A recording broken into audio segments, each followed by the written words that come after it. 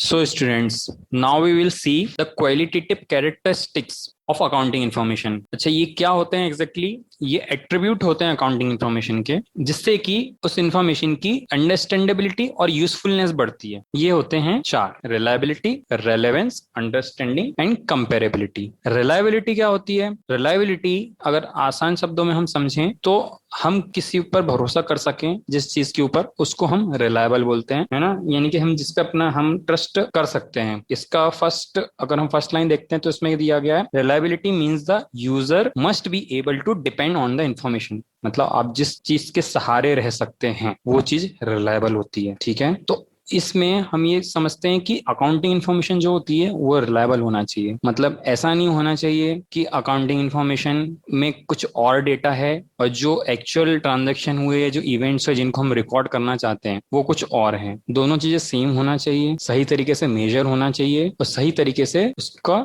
Display होना चाहिए। मतलब वो उसका प्रेजेंटेशन सही होना चाहिए कि हाँ, समझ सकते हैं कि ये चीज इसी तरीके से हुई थी। इसमें किसी तरह की कोई बायसनेस नहीं होना चाहिए। ठीक है, तो ये सारे एट्रीब्यूट्स हैं। और हम रिलायबिलिटी को इंश्योर करने के लिए क्या कर सकते हैं कि किसी इंडिपेंडेंट पार्टी से वेरीफाई करा सकते हैं। यानी कि मान लीजिए कि आपके बीच में, आपके आपके दोस्त के बीच में कोई शर्त लगी, तो आप दोनों इस चीज को डिसाइड नहीं कर सकते कि शर्त कौन जीता, तो आप किसी थर्ड पर्सन को अपॉइंट करते हैं। जैसे कि क्रिकेट मैच में होता है कि ना बैट्समैन, ना बॉलर, ना फील्डर, कोई भी दोनों टीम में से कोई भी डिसाइड नहीं करता है कि आखिर आउट है कि नॉट आउट। उसके लिए एम्पायर को अपॉइंट किया जाता है। इसी तरीके से अगर हमें इन्फॉर्मेशन को वेरीफाई करना है कि वो रिलायबल है तो हम किसी और से उसकी चेकिंग करवाएंगे। ठीक है, तो इसमें ये लाइन दी गई है, to ensure reliability the information disclose must be credible, verifiable by independent parties, use the same method of measuring and be neutral and faithful.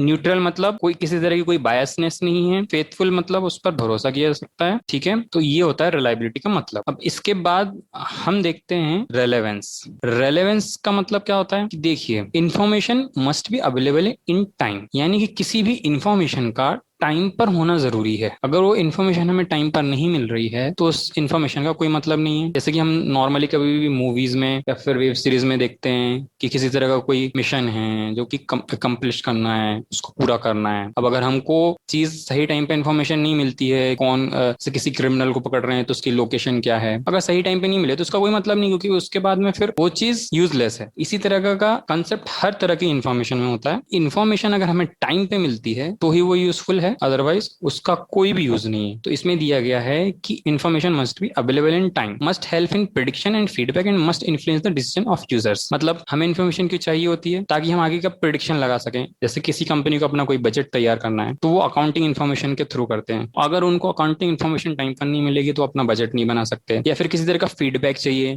मान लीजिए उनको किसी तरह के, उनके डिफरेंट टाइप के प्रोडक्ट हैं, उन डिफरेंट टाइप के प्रोडक्ट में क्या सेल हो रहा है, कौन से कस्टमर किस चीज को पसंद कर रहे हैं, किस चीज का फीडबैक अच्छा आ रहा है, किस चीज का फीडबैक खराब आ रहा है, तो ये वो किस तरीके से पता करेंगे कि उस प्रोडक्ट की सेल क्या हो रही है, उसमें कंप्लेंट्स क्या आ रही हैं, उनके वारंटी क्लेम्स क्या जा रहे हैं। तो ये इन्फॉर्मेशन अगर कंपनी को सही टाइम में मिलेगी तो उससे वो अपने आगे की प्रोसेस को इंप्रूव कर सकते हैं। तो इस चीज से उसके रेलेवेंसी होती है। ठीक है, और इसमें दिया and must influence the decision of user by helping them for predicting about the outcome of past, present and future event and confirming or correcting their past evolution. ठीक है, एक तो हमें प्रिडिक्शन में काम आता है और एक हमें जो पास्ट एवोल्यूशन हमने किया है उसको करेक्ट करने में और कंफर्म करने में काम आता है। कि मान लीजिए कि हमने पास्ट में कोई अच्छी पॉलिसी नहीं बनाई थी और अब हमें पता पड़ रहा है कि वो पॉलिसी हमें हटानी चाहिए थ्रू अकाउंटिंग इन्फॉर्मेशन, तो उस चीज में अकाउंटिंग इन्फॉर्मेशन काम आ रही है। और आगे हमें क्या करना है, हमारे क्या प्रिडिक्शंस रहेंगे, कंपनी की ग्रोथ क्या होगी, कंपनी की सेल क्या होगी, उन सब में भी हमको अकाउंटिंग इन्फॉर्मेशन का रेलेवेंस होता है। ठीक है, अंडरस्टैंडेबिलिटी, ये तो बहुत कॉमन सी बात है कि कोई भी चीज अगर हमें समझ में आ रही है तो ही उसका मतलब है, अगर नहीं आ रही है तो नहीं। जैसे कि एग्जाम में अगर आपकी हैंड राइटिंग अच्छी है तो एग्जामिनर को ज्यादा अच्छे समझ में आएगा, उसकी अंडरस्टैंडेबिलिटी बढ़ेगी उस चीज को लेकर, तो उस चीज को अच्छे से इंटरप्रेट कर पाएगा। तो इसी तरीके की बात इसमें भी रहती है कि हमें चीजें अगर अच्छे समझ में आती हैं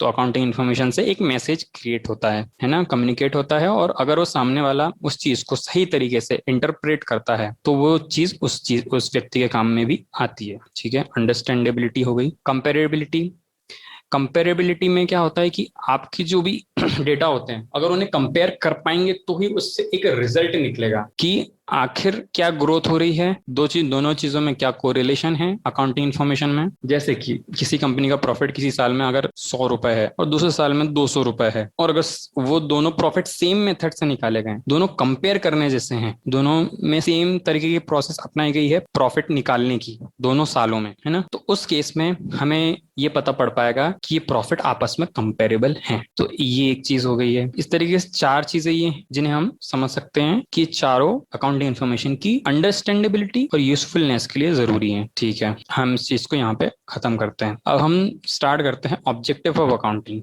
अकाउंटिंग के ऑब्जेक्टिव्स क्या क्या होते हैं। तो अकाउंटिंग के ऑब्जेक्ट्स में सबसे पहले आता है maintenance of records of business transaction. मतलब अकाउंटिंग क्यों की जाती है कि ऑफ कोर्स की बात है कि हम जो भी बिजनेस कर रहे हैं तो हमें उसके सारे ट्रांजैक्शन से तो रिकॉर्ड करने पड़ेंगे ना, ताकि तभी तो हमें तो पता पड़ेगा कि हम क्या क्या खर्चा कर रहे हैं, क्या क्या इनकम कर रहे हैं। अगर हमें वो पता नहीं पड़ेगा तो फिर हम बिजनेस करने में हमको दिक्कत होगी। ऑफ कोर्स की बात है, और ये चीज तो कैसे भी नहीं कैसे करना ही पड़ती है। Calculation of profit and loss. अब चूंकि आपको ये भी देखना है कि आप कितना पैसा कमा रहे हैं तो अकाउंटिंग इन्फॉर्मेशन उसके लिए भी रखना जरूरी है। ठीक है, calculation of profit and loss.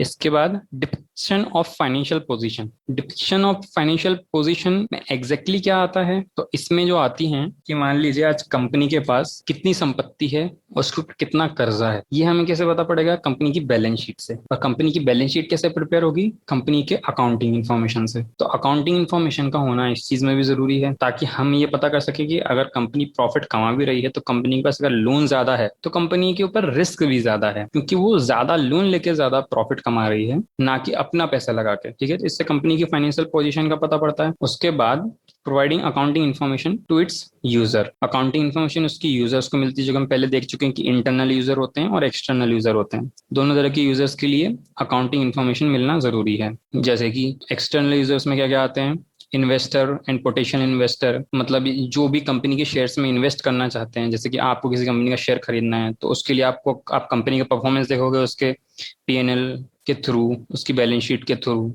फिर उसके बाद होता है जैसे कि कंपनी का कोई एम्प्लॉय यूनियन है तो वो देखता है कि भाई हमको अगर जैसे बोनस चाहिए उनको, तो वो देखेंगे कंपनी कितना स्टेबल है, कितना प्रॉफिट कमा रही है। अब एम्प्लॉयज आपस में ये तो बात कर रहे हैं ना, देखो कंपनी इतना कमाती है लेकिन हमें कुछ नहीं देती, तो कहीं ना कहीं वो चीज उनके लिए भी मायने रखती है, कंपनी कितना कमा रही है और कितना अपने डिस्ट्रीब्यूशन ऑफ वेल्थ पर ध्यान दे रही है। मतलब वो कितना अपने कंपनी से जुड़े लोगों का ध्यान रखती है ताकि वो उस चीज में प्रॉफिट कमा सके। उसके बाद लेंडर्स, जो भी बैंक या फाइनेंशियल इंस्टीट्यूशन कंपनी को लोन देती हैं, वो कंपनी की क्रेडिट वर्थिनेस देखती हैं और उसकी लोन रिपेइंग कैपेसिटी। आप किसी को लोन देते हैं तो आप ये तो देखते हैं ना सामने वाला लोन हमें वापस तो करेगा कि नहीं करेगा, तो वो कैसे पता करेंगे कि हम उस व्यक्ति की पास कितना पैसा है, हमेशा कितना पैसा रहता है, उस चीज से हम पता करते हैं। ठीक है, इसके बाद सेम चीज सप्लायर क्रेडिटर्स, मतलब कंपनी को जो उधार पर माल बेचते हैं तो वो भी ये देखते हैं कि क्या कंपनी उसको पे कर सकती है, क्या कंपनी का बिजनेस आगे रहेगा कि नहीं रहेगा। अगर कंपनी एग्जिस्टेंस में नहीं रहेगी तो फिर तो उनको उनके पैसे मिलने में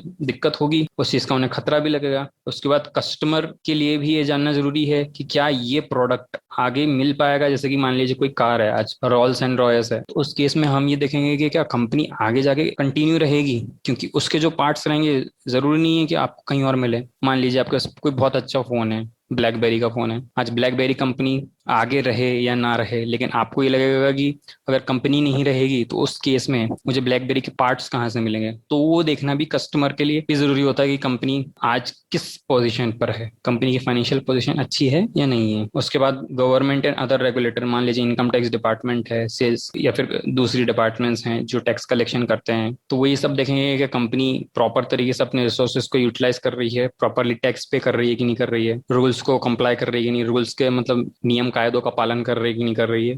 तो उस केस में कंपनी की अकाउंटिंग इन्फॉर्मेशन काम आती है। Social responsibility groups and S environmental group, मतलब हम अगर कंपनी को किसी भी तरीके का कोई भी डोनेशन या चैरिटी करती है ना, या फिर किसी तरह का कोई खर्चा करती है एटमॉस्फेयर एनवायरमेंट के लेके, सोसाइटी को लेके, तो वो चीज वहां पे भी कंसर्न करती है कि कंपनी का क्या प्रॉफिट है। और फिर एक और जगह जैसे कि हमें कॉम्पिटिटर है, मतलब हमें ये देखना है कि हम अपने कॉम्पिटिटर से जो मार्केट में, मान लीजिए कि कोका कोला और पेप्सी दोनों आपस में कॉम्पिटिटर हैं, तो दोनों ही एक दूसरे को ये देखने के लिए कि दोनों, अगर कोको कोला है तो उसको ये देखना है कि मैं पेप्सी के मुकाबले कितनी स्ट्रांग पोजीशन में हूँ, या फिर मैं कितनी स्ट्रांग हूँ और या फिर वीक हूँ, उस कंपनी को ये चेक करना है। तो उसके लिए वो अकाउंटिंग इन्फॉर्मेशन के थ्रू चेक करेंगे कि कंपनी का प्रॉफिट्स क्या है, उस कंपनी क्या प्रॉफिट्स है, मेरे क्या प्रॉफिट्स हैं, उसकी फाइनेंशियल पोजीशन कैसी है, मेरी फाइनेंशियल पोजीशन कैसी है। तो ये इन्फॉर्मेशन वहां पे भी काम आती है, ताकि हम उसके अकॉर्डिंग अपनी स्ट्रेटेजी बना सकें कि हमें कैसे कॉम्बैट करना है। तो ये अभी मैंने ऑब्जेक्टिव्स और क्वालिटेटिव कैरेक्टरिस्टिक्स को कवर किया है। इसको एक बार रीड कर लें ताकि आप भी इस चीज़ को अच्छे से समझ सकें। उसके बाद हम आगे कंटिन्यू करेंगे। किसी भी तरह का कोई डाउट है तो वो पूछ सकता है।